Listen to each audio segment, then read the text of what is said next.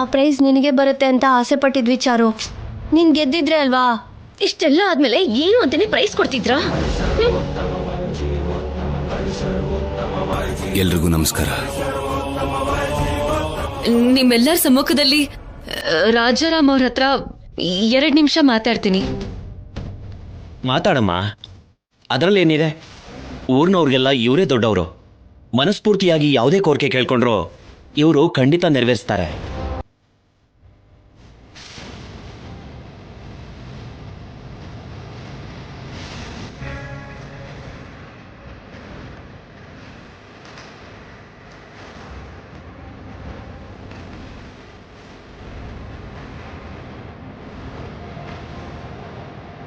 ಈ ಮೊದಲನೇ ಬಹುಮಾನನ ನನಗೆ ಕೊಡೋದಕ್ಕೆ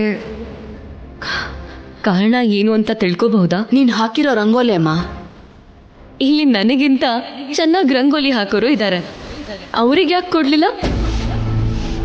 ನಾನು ಹಾಕಿದ ರಂಗೋಲಿಲಿ ನಿಮಗಂಥದ್ದು ಏನು ಇಷ್ಟ ಆಯ್ತು? ಇದೇನಮ್ಮ, ಎಲ್ರು ಚುಕ್ಕಿ ಇಟ್ಟು ರಂಗೋಲಿ ಬಿಡಿಸ್ತಾರೆ, ಆದ್ರೆ ನೀನ್ ಹಾಕಿರೋ ರಂಗೋಲಿಲಿ ಒಂದ್ ವಿಷಯನೇ ಅಡಗಿದೆ. ಹೆಣ್ಮಕ್ಳಿಗೆ ವಿದ್ಯೆನೇ ಮುಖ್ಯ ಅನ್ನೋದನ್ನ ರಂಗೋಲಿಯಲ್ಲೇ ತೋರ್ಸಿದ್ಯಾ. ನಿನ್ನ ಫಸ್ಟ್ ವಿನ್ನರ್ ಅಂತ ಸೆಲೆಕ್ಟ್ ಮಾಡೋಕೆ ಇದಕ್ಕಿಂತ ಇನ್ನೇನ್ ಬೇಕು?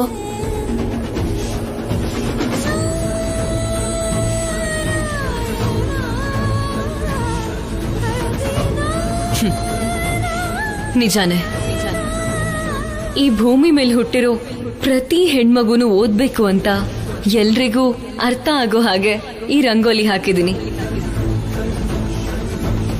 ಆದ್ರೆ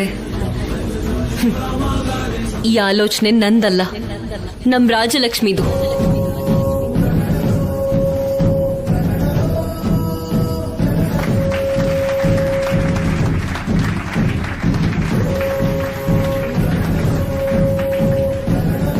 ರಾಜಲಕ್ಷ್ಮಿ,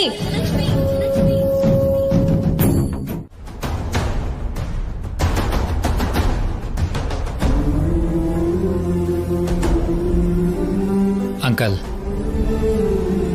ನಿಮ್ ಕುಟುಂಬದ ಜೊತೆ ಸಂಬಂಧ ಬೆಳೆಸೋದಿಕ್ಕೆ ತುಂಬಾನೇ ಜನ ಕಾಯ್ತಾ ಇದ್ದಾರೆ. ನಾವು ನಿಮ್ ಕುಟುಂಬದ ಭಾಗ ಆಗ್ತೀವಿ ಅಂತ ತುಂಬಾ ಸಂತೋಷ ಪಟ್ವಿ.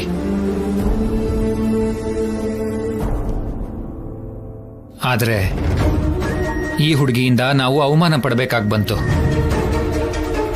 ಇವಾಗಾದ್ರೂ ನಿಜ ತಿಳ್ಕೊಂಡ್ರಿ ಅಲ್ವಾ? ನನ್ಗಷ್ಟೇ ಸಾಕು.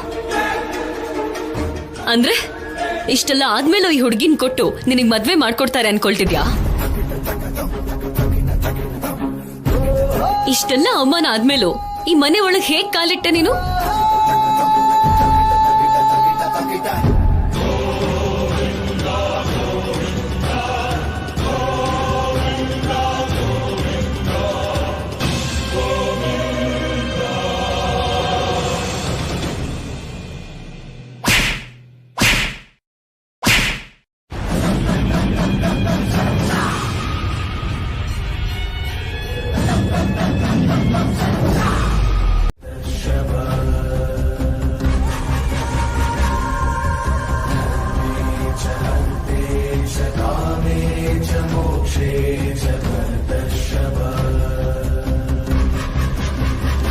ರಾಜಿ ಓದ್ಬೇಕು, ಒಳ್ಳೆ ಸ್ಥಾನಕ್ಕೆ ಬರ್ಬೇಕು ಅಂತ ನಾನ್ ನಮ್ಮ ಯಜಮಾನ್ ಹತ್ರ ಕೇಳ್ದೆ, ಆದ್ರೆ ಅವರು ಒಪ್ಕೊಳ್ಳಿಲ್ಲ. ಅದಕ್ಕೆ ಆ ವಿಷಯನ ನಾನು ಅಲ್ಲೇ ಬಿಟ್ಬಿಟ್ಟೆ. ಆದ್ರೆ ನೀನೇನ್ ಮಾಡ್ದೆ? ಈ ಹುಡುಗನ ಮೇಲೆ ಇಲ್ಲಿ ಸಲ್ಲದ ಆರೋಪ ಬರೋ ಹಾಗೆ ಮಾಡ್ದೆ.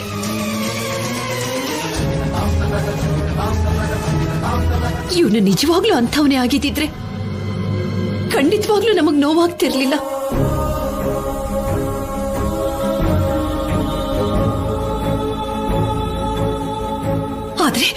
ಆದ್ರೆ ಒಬ್ಬ ಒಳ್ಳೆ ಹುಡುಗನ ಮೇಲೆ ಆರೋಪನ ಹೊರಿಸಿ ಇವನು ಮರ್ಯಾದೆ ಹೋಗೋ ಹಾಗೆ ಮಾಡ್ದೆ. ಒಂದೇ ಹೆಣ್ಣು ಮಗಳು ಮಾಡದೇ ಇರೋಂತ ತಪ್ಪನ್ನ ನೀನ್ ಮಾಡಿದ್ಯಾ?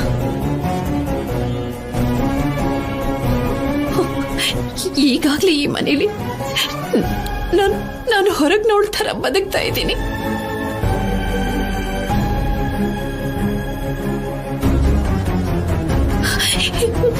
ನೀನ್ ನನ್ನನ್ನು ಇವರಿಂದ ದೂರನೇ ಮಾಡ್ಬಿಡ್ಬೇಕು ಅಂತ ನೋಡ್ತಾ ಇದೀಯಾ? ನೋಡು, ನೋಡು ಅದ್ಯ, ನಿನ್ನ ತಂಗಿಗೆ ನೀನು ಓದು ಅಂತ ಸಲಹೆ ಕೊಡ್ಬೋದು ಅಷ್ಟೇ. ಆದ್ರೆ ಮದುವೆ ಅನ್ನೋದು ಇವಳ ಜೀವನಕ್ಕೆ ಸಂಬಂಧಪಟ್ಟಂತ ವಿಷಯ. ಆ ನಿರ್ಧಾರನ ತಗೊಳ್ಳೋ ಅಧಿಕಾರ ಇರೋದು ಅವಳಿಗೆ ಜನ್ಮ ಕೊಟ್ಟ ತಂದೆಗೆ ಮಾತ್ರ ಇರುತ್ತೆ. ನಿನಗೆ ಯಾರು ಕೊಟ್ರು?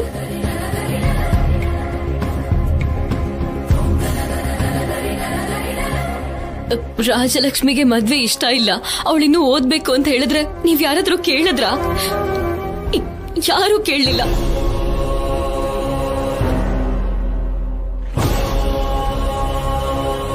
ನಿಂಪಾಡಿಗೆ ನೀವೇ ನಿರ್ಧಾರ ತಗೊಂಡು ಹುಡುಗಿ ನೋಡೋ ಶಾಸ್ತ್ರನ ಏರ್ಪಾಟ್ ಮಾಡಿದ್ರಿ. ರಾಜಲಕ್ಷ್ಮಿ ಎಲ್ಲಾ ವಿಷಯನೂ ನನ್ನ ಹತ್ರ ಹೇಳ್ಕೊಂಡು ನೋವು ಪಡ್ತಿದ್ಲು.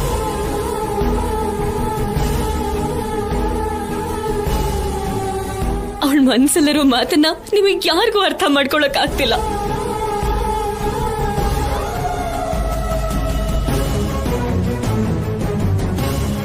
ಊರಾಗಿದ್ದಾಳೆ ಅನ್ನೋ ಒಂದೇ ಕಾರಣಕ್ಕೆ. ಅಮ್ಮ ಇಲ್ಲ ಅಂದ್ರು ಅವ್ರ ನೆನಪುಗಳಿದೆ.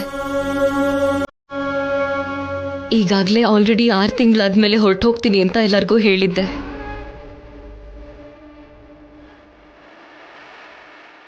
ಇನ್ನೊಂದು 2 ತಿಂಗಳಲ್ಲಿ ಹೊರಟೋಗ್ತೀನಿ.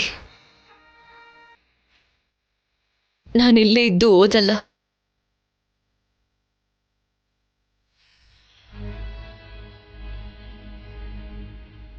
ನೀನ್ ಯಾವಾಗ್ಲೂ ಚೆನ್ನಾಗಿರ್ಬೇಕು. ಅದೇನ ಆದ್ಯ, ನಮಗೋಸ್ಕರ ನೀನು ಇಲ್ಲೇ ಉಳ್ಕೋಬೋದಲ್ವಾ? ಬೇಡ ರಾಜಲಕ್ಷ್ಮಿ, ಈ ಮನೆಗೆ ಸೂಟಬಲ್ ಅಲ್ಲ ನಾನು. ನಿಮ್ಮ ಅಪ್ಪಂಗೂ ಕೂಡ ನಾನಂದ್ರೆ ಇಷ್ಟ ಇಲ್ಲ.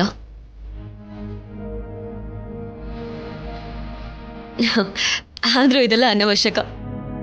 ನೀನ್ ತುಂಬಾ ಚೆನ್ನಾಗಿ ಓದಿ ಉನ್ನತ ಸ್ಥಾನಕ್ಕೆ ಬರ್ಬೇಕು. ನನ್ ಮಮ್ಮನ್ ತರಾನೇ ನೀನು ಒಳ್ಳೆ ಹಾಕಿ ಪ್ಲೇಯರ್ ಆಗ್ಬೇಕು.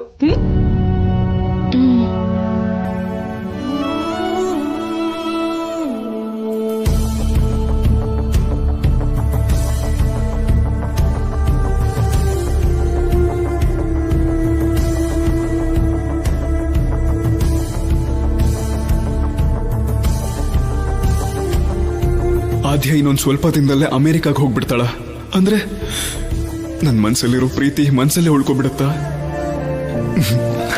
ಹಾಗಾಗೋದಕ್ಕೆ ನಾನು ಬಿಡಲ್ಲ. ನಾನು ಹೇಗಾದ್ರೂ ಮಾಡಿ ಅವಳನ್ನ ಪ್ರೀತಿಸ್ತಿರೋ ವಿಷಯನ ನಾನು ಹೇಳಲೇಬೇಕು.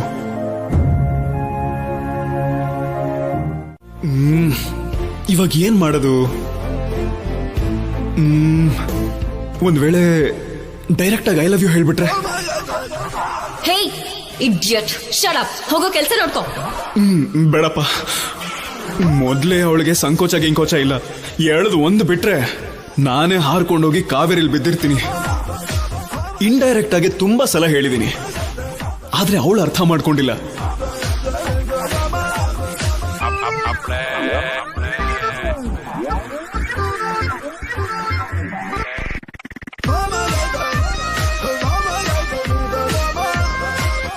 ಏನ್ ಮಾವ, ಕಾಲ್ ಸುಟ್ಟಿರೋ ಬೆಕ್ಕಿನ ಹಾಗೆ ಆಗ್ತಿರ್ತಿದ್ಯಲ್ಲ, ವಾಕಿಂಗಾ?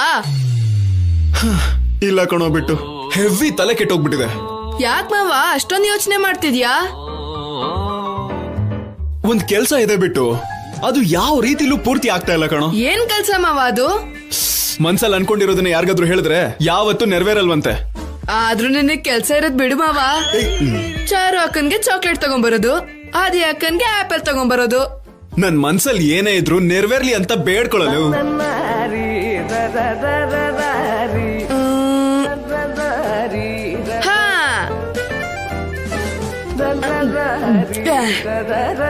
ಹಾಗಾದ್ರೆ ಒಂದ್ ಕೆಲ್ಸ ಮಾಡೋಣ ಮಾವ, ಈ ಗ್ಲಾಸ್ ಒಳಗಡೆ ನೀನು ಕಲ್ ಹಾಕ್ಬೇಕು.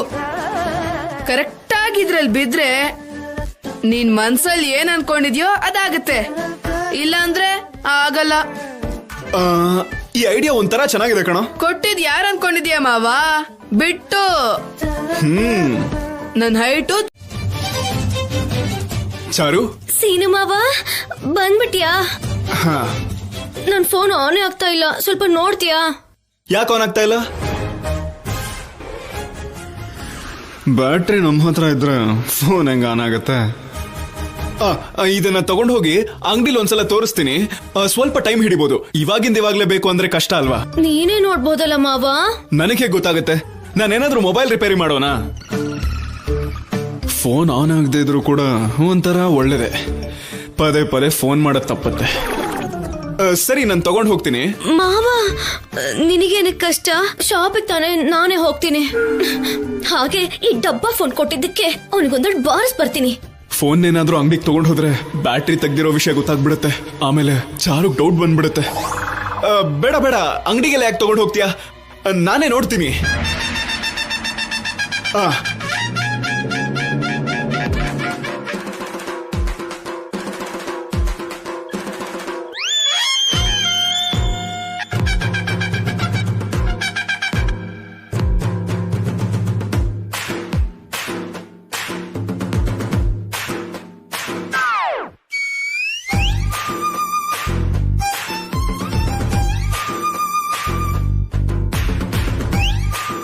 ಎಂತ ಮೋಸ ಮಾಡ್ತಿದ್ದಾನೆ ಸೀನು ಮಾವ.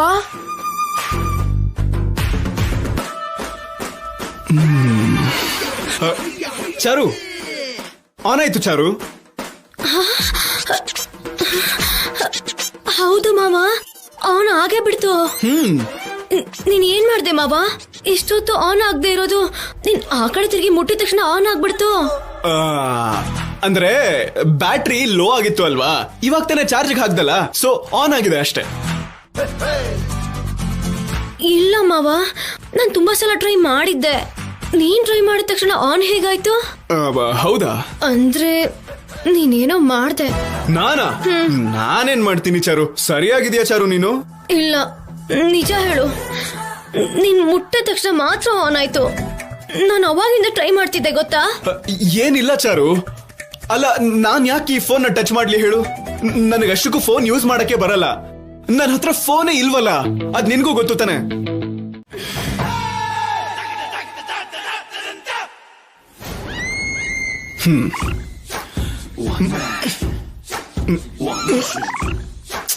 ಹೋಗ ಕಡೆ. ಡ್ರಮ್ಮು ಮಾವ, ಅಲ್ಲಿ ಚಾರು ಅಕ್ಕನ್ ಫೋನು ಕೆಲ್ಸ ಮಾಡದೆ ಇರೋದಕ್ಕೆ ನೀನೇ ಕಾರಣ ಅಲ್ವಾ? ನಾನು ಯಾಕೋ ಕಾರಣ ಆಗ್ತೀನಿ? ನನಗೂ ಅದಕ್ಕೂ ಏನ್ ಸಂಬಂಧ? ಬ್ಯಾಟ್ರಿ ತೆಗ್ದು ಫೋನಲ್ಲಿ ಹಾಕೋದನ್ನ ನೋಡ್ದೆ ಮಾವ. ನೋಡಿದ್ಯಾ? ಯಾವಾಗ ನೋಡಿದ್ಯೋ? ಇವಾಗ್ಲೇ.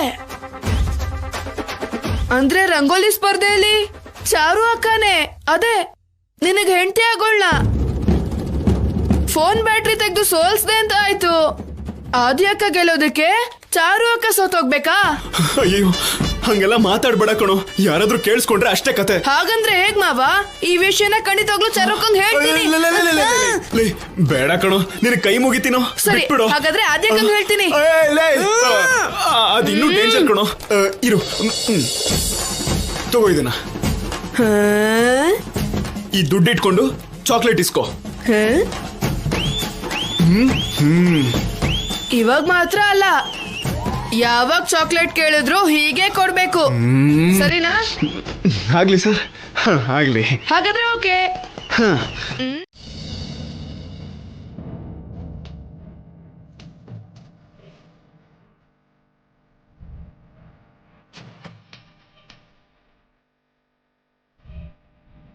ಯಾಕೆ ಹೀಗಿದ್ಯಾ? ಹಸ್ವಾಗ್ತಿದ್ಯಾ? ಏನಾದ್ರೂ ತಿಂತ್ಯಾ? ನನಗೆ ಸೀನು ಮಾವನ್ ಮೇಲೆ ಯಾಕೋ ಅನುಮಾನ ಬರ್ತಾ ಇದೆ. ಅನುಮಾನ ಯಾಕೆ? ರಂಗೋಲಿ ಹಾಕ್ಬೇಕಾದ್ರೆ ಫೋನ್ ಆನೇ ಆಗ್ಲಿಲ್ಲ. ಇವಾಗ ಸೀನು ಮಾವ ಮುಟ್ಟಿದ ತಕ್ಷಣ ಆನ್ ಆಗೇ ಬಿಡ್ತು. ಅಂದ್ರೆ ಮಾವನೇ ಏನೋ ಮಾಡಿರ್ಬೇಕು.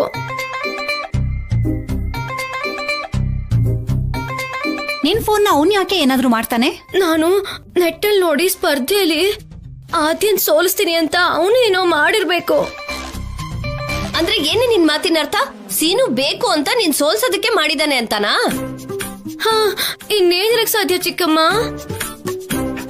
ಏಯ್ ನನ್ ಮಗ ಏನ್ ಅಂಥವನಲ್ಲ. ಹೆಂಡತಿ ಆಗ್ಬೇಕಾಗಿರೋ ನಿನ್ನನ್ನ ತಲೆ ಮೇಲೆ ಇಟ್ಕೊಂಡು ನೋಡ್ಕೋತಾನೆ ಹೊರತು ಆದ್ಯನ ಗೆಲ್ಸೋದಿಕ್ಕೆ ನಿನ್ನನ್ ಯಾಕೆ ಸೋಲಿಸ್ತಾನೆ? ನೀನೇ ಅಪಾರ್ಥ ಮಾಡ್ಕೋತಾ ಇದ್ಯಾ. ಅಂತದನ್ನೆಲ್ಲ ಮನ್ಸಲ್ಲಿ ಇಟ್ಕೋಬೇಡ. ನಿಜ ಹೇಳ್ತಿದ್ದೀರಾ? ನಿಜಾನೇ ಕಣೆ. ಆದ್ರೂ ನನ್ಗೆ ಯಾಕೋ ಅನುಮಾನ ಬರ್ತಿದೆ. ಅನುಮಾನ ಏನು ಇಟ್ಕೊಳ್ದೇನೆ ಹೋಗಿ ಸೀನು ಹತ್ರ ಪ್ರೀತಿಯಿಂದ ಮಾತಾಡು, ನಿನ್ಗೆ ಗೊತ್ತಾಗುತ್ತೆ. ಹೋಗೆ. ಅದ್ಯ ಅದ್ಯ ನಿಂತ್ಕೋ. ಒಂದು ಸಲ ನನ್ ಮಾತ್ ಕೇಳು ಅದ್ಯ. ನೀನ್ ಅರ್ಥ ಮಾಡ್ಕೊಂಡಿರೋದೇ ಬೇರೆ, ನಾನ್ ಹೇಳ್ಬೇಕು ಅಂತ ಅನ್ಕೊಂಡಿರೋದೇ ಬೇರೆ ಅದ್ಯ. ಮೊದ್ಲು ನನ್ ಮಾತ್ ಕೇಳು ಅದ್ಯ. ಇನ್ನೇನು ಹೇಳ್ಬೇಡ. ನೀನ್ ಏನು ಅಂತ ನನಗ್ ಗೊತ್ತು. ನಿನ್ನಂತೊಂದ್ ಮುಖ ನೋಡಕ್ಕೂ ನನಗ್ ಆಸೆ ಇಲ್ಲ.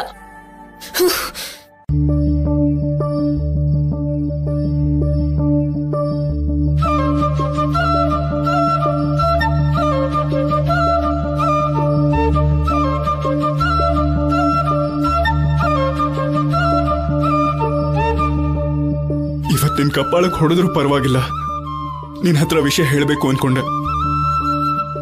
ಆದ್ರೆ ನಿನಗೆ ನನ್ ಮುಖ ನೋಡಕ್ಕೂ ಕೂಡ ಇಷ್ಟ ಆಗ್ತಾ ಇಲ್ಲ. ನಾನ್ ನಿನ್ನ ಮನ್ಸಾರೆ ಪ್ರೀತಿಸ್ತಾ ಇದೀನಿ ಅಂತ ಯಾವಾಗ ಅರ್ಥ ಮಾಡ್ಕೋತೀಯ? ನಾನ್ ಏನೇ ಹೇಳಿದ್ರು ಏನೇ ಮಾಡಿದ್ರು ಅದ್ ನಿನಗ್ ಬೇರೆ ತರ ಅರ್ಥ ಆಗ್ತಾ ಇದೆ. ನಾನ್ ಏನ್ ಮಾಡ್ಬೇಕು, ಹೇಗ್ ಹೇಳ್ಬೇಕು, ಎಷ್ಟು ಹತ್ರ ಆಗ್ಬೇಕು ಅಂತ ಅನ್ಕೋತಿದ್ದೀನೋ ಅಷ್ಟೇ ದೂರ ಆಗ್ತಾ ಹೋಗ್ತಾ ಇದೀವಿ. ನನ್ನನ್ನು ಒಂಟಿಯಾಗ್ಬಿಟ್ಟು ಅಮೆರಿಕಾಗ್ ಹೋಗ್ಬೇಡ ಅದ್ಯ. ಹೇಳಿದ್ರಿ ಅಲ್ವಾ ಮದ್ವೆ ಆದ್ಮೇಲೂ ಕೂಡ ರಾಜಲಕ್ಷ್ಮಿ ಓದ್ಕೋಬಹುದು ಅಂತ. ಆ ವಿಷಯದ ಬಗ್ಗೆ ಪ್ರಶಾಂತ್ ಅವರು ಅವ್ರ ಮನೇಲಿ ಮಾತಾಡ್ಕೊಂಡಿದಾರೋ ಇಲ್ವೋ ಅನ್ನೋದನ್ನ ತಿಳ್ಕೋಬೇಕಲ್ವಾ?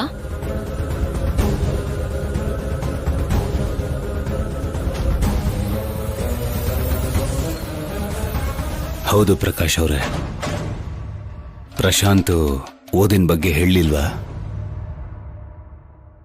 ಓದೋದಾ? ಓದೋದ್ರ ಬಗ್ಗೆ ಏನೋ? ನೀವು ನಿಮ್ಮ ಮಗಳನ್ನ ಕೊಡೋದಿಕ್ಕೆ ಒಪ್ಕೊಂಡಿದ್ದೀರಾ ಅಂತ ಹೇಳ್ದ.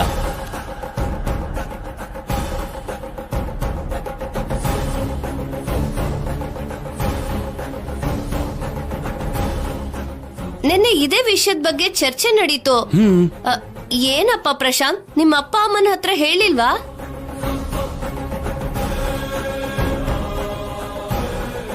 ಮದ್ವೆ ಆದ್ಮೇಲೆ ಓದೋದಕ್ಕೆ ಟೈಮ್ ಎಲ್ಲಿರುತ್ತೆ ಹೇಳಿ?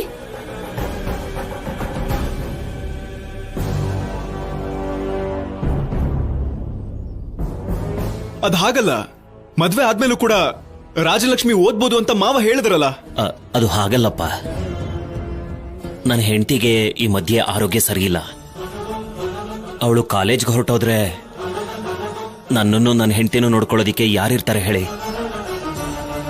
ಮನೇಲೇ ಇತ್ಕೊಂಡು ನಮ್ಮನ್ನು ನೋಡ್ಕೊಳ್ಳೋದಿಕ್ಕೆ ಯಾರಾದ್ರೂ ಇರ್ಬೇಕಲ್ವಾ? ಓದೋದು ಅಂದ್ರೆ ಆಗಲ್ಲ ಅನ್ಸತ್ತೆ.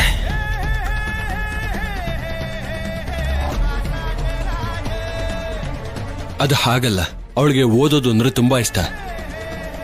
ಆಲ್ರೆಡಿ ಅವಳನ್ನ ಓದಿಸ್ತೀವಿ ಅಂತ ಮಾತು ಕೊಟ್ಟಿದ್ದೀವಿ. ನೀವು ಆಗಲ್ಲ ಅಂತ ಹೇಳಿದ್ರೆ ಹೇಗೆ? ಅವಳು ಓದನ್ನ ಕಂಟಿನ್ಯೂ ಮಾಡ್ತಾಳೆ. ಓದೋದೆಲ್ಲ ನಮ್ಮನೇಲಿ ಸಾಧ್ಯನೇ ಇಲ್ಲ, ನಾವು ಕಳ್ಸೋದೂ ಇಲ್ಲ.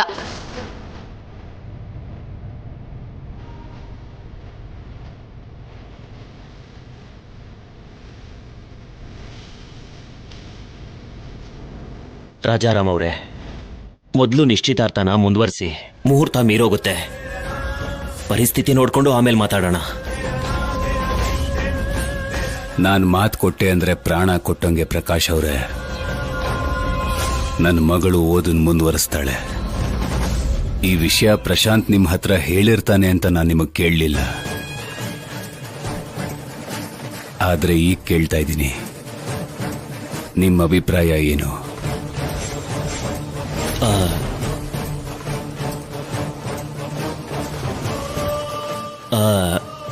ನನ್ನ ಹೆಂಡತಿ ಹೇಳಿದ್ಲು ಅಲ್ವಾ, ಅವಳ ನಿರ್ಧಾರನೇ ನನ್ನ ನಿರ್ಧಾರನೂ ಕೂಡ. ಹೇಳು ಪ್ರಶಾಂತ್.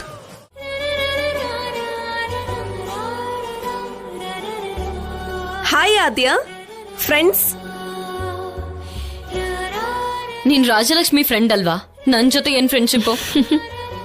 ಅವಳ ಫ್ರೆಂಡ್ ಆಗಿರೋದಕ್ಕೆ ಈ ಮಧ್ಯೆ ಬೆಕ್ಕಿಗೂ ಹಲ್ಲಿಗೆ ಭಯ ಪಡ್ತಾ ಇದ್ದೀನಿ. ಆದ್ರೆ ನೀನ್ ಹಾಗಲ್ಲ, ಧೈರ್ಯ ಜಾಸ್ತಿ. ರಾಜಲಕ್ಷ್ಮಿ ಓದ್ತಾಳೆ ಅಂತ ಡೈರೆಕ್ಟ್ ಆಗಿ ಅಂಕಲ್ನೇ ಒಪ್ಸ್ದೆ ಅಲ್ವಾ? ನಾನೆಲ್ಲ ಕೇಳಿಸ್ಕೊಂಡೆ. ಇನ್ಮೇಲಿಂದ ರಾಜಲಕ್ಷ್ಮಿ ನಾನು ಸೇರಿ ಕಾಲೇಜ್ಗೆ ಹೋಗ್ತೀವಿ. ಹಳೆ ನೆನಪುಗಳು ಮತ್ತೆ ನೆನಪಾಗತ್ತೆ. ಎಲ್ಲ ನಿನ್ನಿಂದಾನೆ. ನೀನ್ ನನ್ ಜೊತೆ ಫ್ರೆಂಡ್ಶಿಪ್ ಮಾಡು, ನಿನ್ಗೆ ಊರೆಲ್ಲ ತೋರಿಸ್ತೀನಿ. ಸಂಜೆ ಹೊರಗಡೆ ಹೋಗೋಣ. ಹೌದಾ? ಹಾಗಾದ್ರೆ ನಾನು ನಿನ್ ಜೊತೆ ಫ್ರೆಂಡ್ಶಿಪ್ ಮಾಡಲ್ಲ. ಅರೆ ಯಾಕೆ? ಅಂದ್ರೆ ಚಿಕ್ಕ ಹೆಲ್ಪ್ ಮಾಡಿದ್ದಕ್ಕೆ ಫ್ರೆಂಡ್ಶಿಪ್ ಮಾಡ್ತೀನಿ ಅಂತಿದ್ಯಾ? ಇಲ್ಲಾಂದ್ರೆ ಫ್ರೆಂಡ್ಶಿಪ್ ಇರ್ತಿರ್ಲಿಲ್ಲ ಅಲ್ವಾ? ನೋಡಾದ್ಯಾ, ನೀ ನನ್ನ ಕನ್ಫ್ಯೂಸ್ ಮಾಡ್ತಿದ್ಯಾ. ನಿನ್ನಷ್ಟು ಬುದ್ಧಿವಂತ ಇಲ್ದೇ ಇರ್ಬೋದು, ಆದ್ರೆ ನನಗ್ ಫ್ರೆಂಡ್ಸ್ ಅಂದ್ರೆ ಒಂದ್ ಕ್ಲಾರಿಟಿ ಇದೆ. ಬೇಕು ಅಂದ್ರೆ ರಾಜಲಕ್ಷ್ಮಿನ್ ಕೇಳು.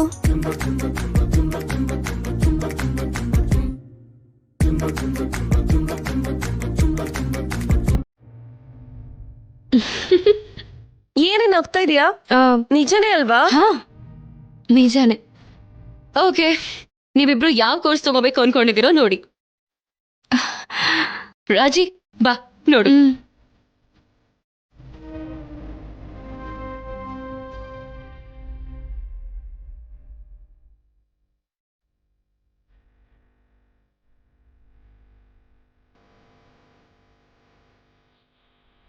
ನೀನ್ ಬರೋಕ್ಕೂ ಮುಂಚೆ ಈ ಊರಲ್ಲಿ ಎಲ್ಲರಿಗಿಂತ ದುರದೃಷ್ಟವಂತೆ ರಾಜಲಕ್ಷ್ಮಿನೇ ಅನ್ಕೊಂಡಿದ್ದೆ. ಆದ್ರೆ ನೀನ್ ಬಂದ್ಮೇಲೆ ರಾಜಲಕ್ಷ್ಮಿ ಅಷ್ಟು ಅದೃಷ್ಟವಂತೆ ಈ ಪ್ರಪಂಚದಲ್ಲಿ ಯಾರೂ ಇಲ್ಲ ಅನ್ನಿಸ್ತದೆ.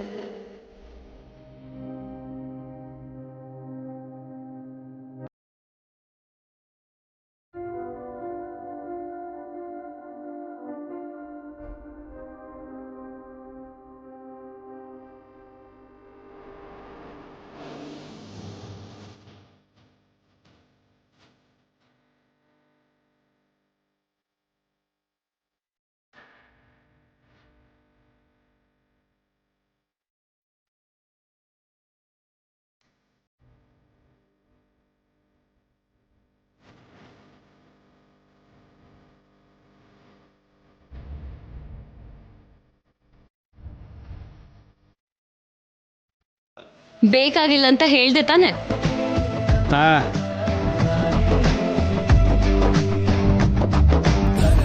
ಸರಿ ರಾಜಲಕ್ಷ್ಮಿ, ನಿನ್ನ ಅಪ್ಲಿಕೇಶನ್ ಫಿಲ್ ಮಾಡ್ಕೊಡ್ತೀನಿ. ನಾನೇ ಮಾಡ್ತೀನಿ ಬಿಡು ಮಾವ. ಅಂದ್ರೆ ತಗೊಂಡ್ ಬರೋದ್ ಮಾತ್ರ ನನ್ ಕೆಲ್ಸನಾ? ಇವಾಗ ತಗೊಂಡ್ ಹೋಗೋದು ಕೂಡ ನಿನ್ ಕೆಲ್ಸನೇ ಕಣ. ಸರಿ.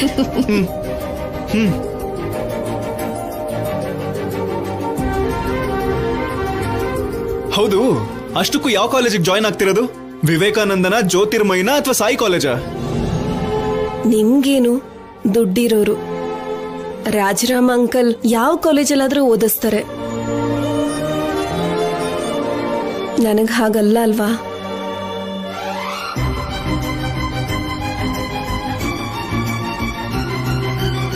ನೀವ್ ಜಾಯಿನ್ ಆಗ್ಬೇಕಿರೋದು ಫೀಸ್ ಜಾಸ್ತಿ ಇರೋ ಕಾಲೇಜಲ್ಲ, ನಾಲೆಜ್ ಜಾಸ್ತಿ ಸಿಗೋ ಕಾಲೇಜಲ್ಲಿ. ರಾಜಲಕ್ಷ್ಮಿ, ಲೇಟ್ ಆದ್ರೂ ಪರವಾಗಿಲ್ಲ, ನೀನ್ ಚೆನ್ನಾಗಿ ಯೋಚನೆ ಮಾಡಿ ಒಳ್ಳೆ ಕಾಲೇಜಲ್ಲಿ ಒಳ್ಳೆ ಕೋರ್ಸ್ ಸೆಲೆಕ್ಟ್ ಮಾಡ್ಕೊ.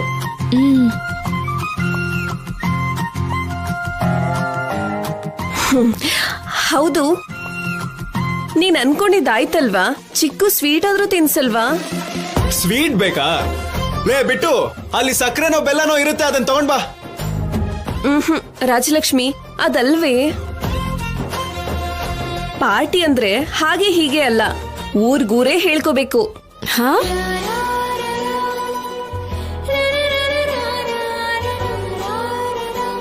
ನಾವು ಮಾಡೋ ಪಾರ್ಟಿ ಊರಲ್ಲೇ ದೊಡ್ಡ ಪಾರ್ಟಿ ಆಗಿರ್ಬೇಕು. ಇನ್ಯಾರು ಕೂಡ ಮಾಡೋ ತರ ಅಲ್ಲ. ಆ ತರ ಪಾರ್ಟಿ ನೀನ್ ಕೊಡ್ಬೇಕು.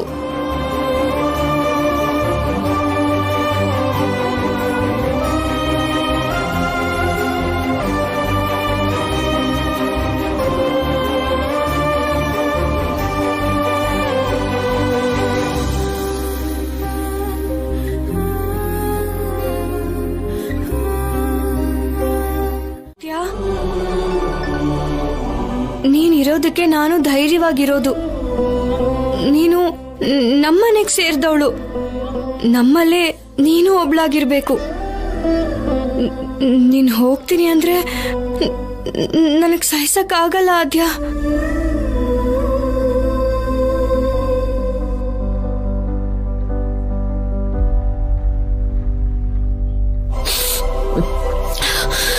ನೀನ್ ಯಾಕೆ ಫೀಲ್ ಆಗ್ತಿದ್ಯಾ ರಾಜಲಕ್ಷ್ಮಿ?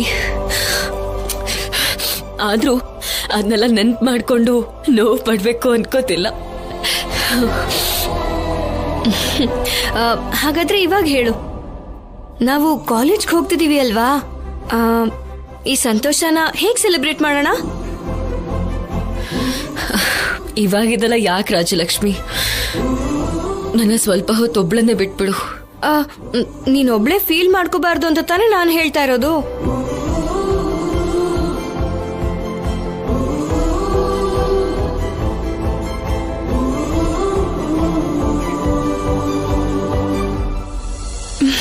ಹಾ, ಇವಾಗ ಹೇಳು, ಪಾರ್ಟಿ ಹೇಗ್ ಮಾಡೋಣ?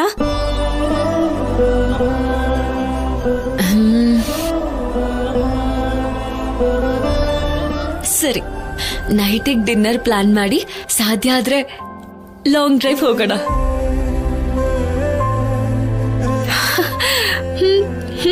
ಓಕೆ. ಆದ್ಯ ಒಪ್ಕೊಂಡ್ಲು ಅಂದ್ರೆ ಏನಾದ್ರೂ ಪ್ಲಾನ್ ಮಾಡ್ಲೇಬೇಕು.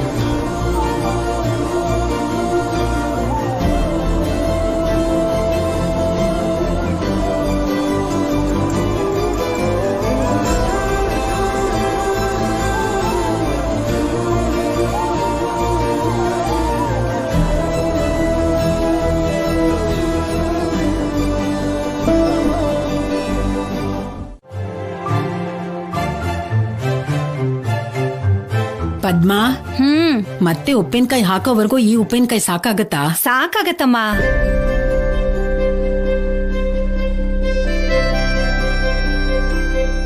ಅತ್ತೆ, ಅದ್ಕೆ ನಿಮ್ಮಿಬ್ಬರಿಗೂ ಒಂದ್ ಸಿಹಿ ಸುದ್ದಿ.